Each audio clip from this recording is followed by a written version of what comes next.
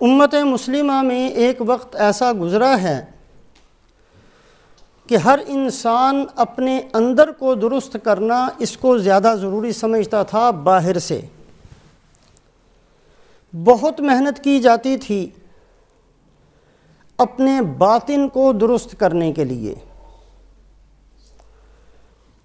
عام طور پر صلحاء کا معمول یہ تھا کہ 8-10 سال علم حاصل کیا کرتے اور اس کے بعد 15-20-25 سال تک اپنا تزکیہ حاصل کیا کرتے۔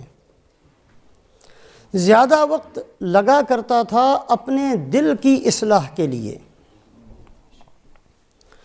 اس لیے کہ اگر اندر درست ہو تو پھر تھوڑا سا علم بھی اس انسان کے لیے بہت مفید ہوا کرتا ہے، اور اگر اندر بگڑا ہوا ہو تو بہت سارا علم بھی اس بندے کے کسی کام کا نہیں۔ اور اس کی بہت بڑی مثال حضرات صحابہ اکرام رضوان اللہ علیہم اجمعین کی زندگی اور اس کے برعکس منافقین کی زندگی۔ جہاں تک علوم کا تعلق تھا، جاننے کا تعلق تھا، منافقین کا علم کوئی کم نہیں تھا۔ ہر آیت شریفہ کا شان نزول وہ بھی جانتے تھے، ہر سورت شریفہ کا شان نزول منافقین بھی جانتے تھے۔ بہت ساری آیات شریفہ کا علم ان کے پاس موجود تھا، لیکن چونکہ دل کی اصلاح نہیں ہوئی تھی، وہ سارے کا سارا علم بجائے مفید ہونے کے ان کے لیے مضر ثابت ہوا۔ وَإِذَا مَا أُنزِلَتْ سُورَةٌ فَمِنْهُمْ مَنْ يَقُولُ أَيُّكُمْ زَادَتْهُ هَٰذِهِ إِيمَانًا، جب بھی کوئی صورت نازل ہوتی ایک جماعت کا ایمان بڑھ جاتا، ایک جماعت کے دل میں اور زیادہ ناپاکی پیدا ہو جاتی۔ تو اگر اندر درست ہو، انسان کا باطن درست ہو، اس کے دل کی حالت ٹھیک ہو تو تھوڑا سا علم بھی اس بندے کے لیے بہت کافی ہو جایا کرتا ہے، اور اگر اندر درست نہ ہو تو بہت سارا علم بھی اس انسان کے لیے مفید تو کیا ہوگا بلکہ نقصان دہ ثابت ہوتا ہے۔ اس لیے صلحاء اس کو سمجھانے کے لیے فرماتے ہیں کہ ایک علم کا گہراؤ ہے اور ایک علم کا پھیلاؤ ہے، ایک گہراؤ ایک پھیلاؤ۔ حضرات صحابہ کرام رضوان اللہ علیہم اجمعین کے پاس زیادہ پھیلاؤ نہیں تھا، گہراؤ تھا۔ جتنا علم تھا بہت گہرا علم تھا۔ بعد والوں کے پاس جو علم ہے ہو سکتا ہے بہت ساری چیزیں وہ ایسی جانتے ہوں جو صحابہ کے تصور میں بھی نہیں تھیں۔ پھیلاؤ بہت بڑھ گیا، لیکن گہراؤ میں دن بدن کمی آتی چلی گئی، اور اس کو سمجھانے کے لیے صلحاء فرماتے ہیں، اس کی مثال ایسے ہے جیسے ایک آدمی مثال کے طور پر پوچھے حاجی شفیع صاحب کے بارے میں کہ جی وہ حاجی شفیع صاحب کہاں ہیں، کہاں ملیں گے؟ تو ایک صورت ان کو بتانے کی یہ ہے کہ آپ مدرسے میں چلے جاؤ، وہاں ایک لمبے قد کے آدمی ہوں گے، ایسے کپڑے پہنے ہوئے ہوں گے، ایسی ان کی داڑھی ہوگی، ایسی ان کی آواز ہوگی، ایسی ان کی آنکھیں ہوں گی، ایسا ان کا سر ہوگا، ایسے ان کے سارا پاؤں سے لے کر سر تک ان کا حلیہ بیان کر دیا جائے، اور وہ سارا علم جو بہت پھیلا ہوا اس کے پاس موجود ہے وہ لے کر مدرسے میں آئے، پھر بھی ضروری نہیں ہے کہ وہ ان کو پہچان لے۔ ہو سکتا ہے انہی کے قد کا ایک اور آدمی بھی موجود ہو سکتا ہے انہی جیسے کپڑے پہنا ہوا ایک دوسرا بھی موجود ہو سکتا ہے جو بتانے والے نے ان کے بارے میں بتایا وہ کسی اور کے پاس بھی موجود ہو۔ تو اس بندے کو جو علم دیا گیا ہے وہ بڑا پھیلا کر دیا گیا ہے، بہت لمبا چوڑا اس کے پاس علم ہے، اس کے باوجود بھی حقیقت تک پہنچنا کوئی ضروری نہیں۔ دوسری صورت یہ ہے کہ آدمی کوئی پوچھے کہ جی شفیع صاحب کیسے ہیں، کہاں ملیں گے، تو ان کی تصویر ان کو دکھا دی جائے، ایک لفظ یہ ہیں جی شفیع صاحب، ان کو جا کر دیکھ لو۔ اب وہ بندے کو کوئی لمبا چوڑا نہیں کچھ بھی بتایا گیا، لیکن گہرا علم اس کے پاس موجود ہے، ایسا علم موجود ہے کہ وہ غلطی نہیں کھائے گا۔ وہ مدرسے میں آتے ہی 100 آدمیوں کے مجمع میں سے ان کو پہچان لے گا کہ یہی وہ آدمی ہیں جن کو میں نے دیکھا ہے اور جن کو میں چاہتا ہوں، جو میرا مقصود ہے۔ بالکل اسی طریقے سے جب تک امت مسلمہ کے اندر باطن پر محنت موجود تھی تو بہت تھوڑا سا علم ان کے لیے بہت کافی ہو جایا کرتا تھا، اور بعد میں جتنی جتنی اپنے باطن پر محنت کم ہوتی چلی گئی، اتنا اتنا علم کے اندر پھیلاؤ بڑھتا چلا گیا، لیکن حقیقت سے پھر بھی ہم دور ہوتے چلے گئے۔ شیطان کے پاس جو علم ہے بڑا پھیلا ہوا علم ہے۔ آدم علیہ السلام سے لے کر آج تک کتنے بندے آئے، کیسے کیسے زمانے گزرے، کیسے کیسے حالات آئے، کیسے کیسے بادشاہ آئے، کتنے نیک آئے، کتنے بد آئے، سب کا علم اس کے پاس ہے۔ کسی لائبریری میں اتنا علم نہیں ملے گا جتنا شیطان کے پاس ہے۔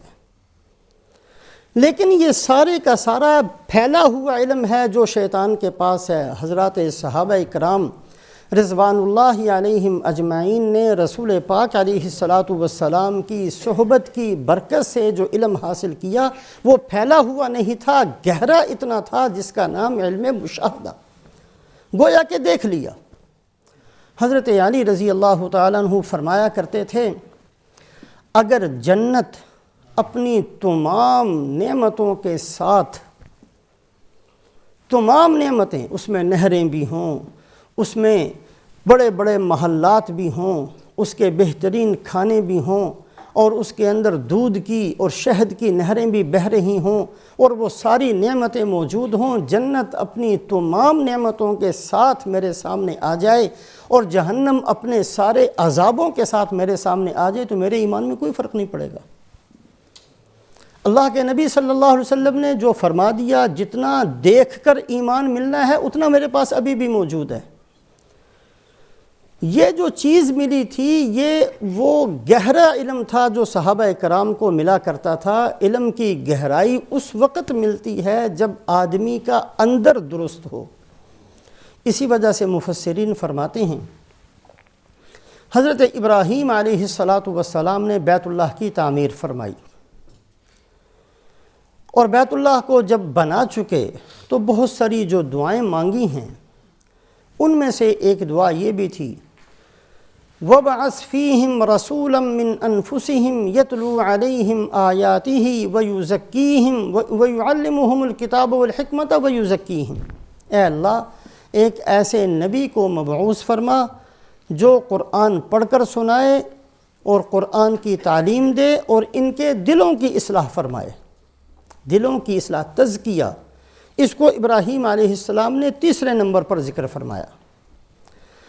اللہ پاک نے جہاں اس دعا کی قبولیت کو بیان کیا کہ میں نے آپ کی دعائیں قبول کر لیا، هُوَ الَّذِي بَعَثَ فِي الْأُمِّيِّينَ رَسُولًا مِّنْهُمْ يَتْلُو عَلَيْهِمْ آيَاتِهِ وَيُزَكِّيهِمْ وَيُعَلِّمُهُمُ الْكِتَابَ وَالْحِكْمَةَ۔ اللہ نے ترتیب بدل دی کہ میں نے ایسا نبی بھیجا ہے جو نبی قرآن پڑھ کر سناتے ہیں، دلوں کو ٹھیک کرتے ہیں اور قرآن کا علم بھی سکھاتے ہیں، دلوں کو پہلے ٹھیک کرتے ہیں۔ اور یہی ایک دل کی اصلاح تھی جس کی وجہ سے سرکار دو عالم حضرت محمد صلی اللہ علیہ وسلم نے فرمایا، لو ان احدکم انفق مثل احد ذهبا ما بلغ مد احدهم ولا نصیفا۔ تم بعد میں آنے والے اگر احد پہاڑ کے برابر سونا خرچ کرو گے تو میرے صحابی نے جو ایک مٹھی خرچ کی ہے اس کے برابر بھی نہیں ہو سکتے۔ اخلاص کا جو درجہ صحابہ کے اندر ہے سوچ بھی نہیں سکتا بعد میں کوئی آنے والا، اور عمل کی قبولیت اخلاص کے برابر ہے، اور اخلاص کا تعلق دل کے ساتھ ہے۔ بظاہر دیکھنے میں تو ایک جیسے نظر آتے ہیں، ایک آدمی ریاکاری کے لیے صدقہ کر رہا ہے، ایک آدمی اللہ کو راضی کرنے کے لیے کر رہا ہے، دیکھنے والا تو فرق نہیں کر سکتا۔ ایک آدمی لوگوں کو خوش کرنے کے لیے نماز پڑھ رہا ہے، لمبی نماز پڑھ رہا ہے، ایک آدمی اللہ کو راضی کرنے کے لیے لمبی نماز پڑھ رہا ہے، دیکھنے والا تو نہیں فرق کر سکتا۔ دیکھنے والے کو تو ایک سا لگیں گے دونوں۔ ایک آدمی حرام مال سے حج کر رہا ہے، ایک آدمی بیچارہ بڑی محنت کر کے اور بڑے حلال مال کے ساتھ اچھے طریقے سے حج کر رہا ہے، دیکھنے میں تو یکساں لگتے ہیں۔ لیکن صحابہ کا جو اندر کا اخلاص ہے اور اندر کی جو اصلاح ہوئی تھی، اس کی وجہ سے فرمایا کہ بعد میں آنے والے اگر احد پہاڑ کے برابر سونا بھی خرچ کریں گے تو میرے صحابی نے جو ایک مٹھی جو اللہ کے راستے میں دے دی اس کے برابر بھی نہیں ہو سکتے۔ اخلاص کا وہ درجہ صحابہ کے پاس موجود ہے۔ اسی وجہ سے آپ صلی اللہ علیہ وسلم نے دعا مانگی، اللہم اجعل سریرتی خیرا من علانیتی واجعل علانیتی صالحہ۔ اے اللہ جو میرا اندر ہے، میرے اندر کو میرے ظاہر سے بھی زیادہ اچھا بنا دے۔ عام طور پر ایک آدمی دیکھنے میں بڑا صوفی صاحب لگتا ہے، بڑا نیک لگتا ہے، اور اس کی تنہائیاں کیسے گزرتی ہیں اور اس کی اندر کی حالت کیسی ہوتی ہے یہ تو کوئی نہیں جانتا۔ آپ صلی اللہ علیہ وسلم نے یہ دعا مانگی کہ اے اللہ میرا جو ظاہر ہے ظاہر سے کہیں زیادہ بہتر میرے باطن کو، میرے اندر کو بنا دے، وَاجْعَلْ عَلَانِيَتِي صَالِحًا، اور اے اللہ میرا ظاہر بھی اچھا بنا دے، ظاہر بھی اچھا ہو اور باطن ظاہر سے بھی زیادہ اچھا ہو۔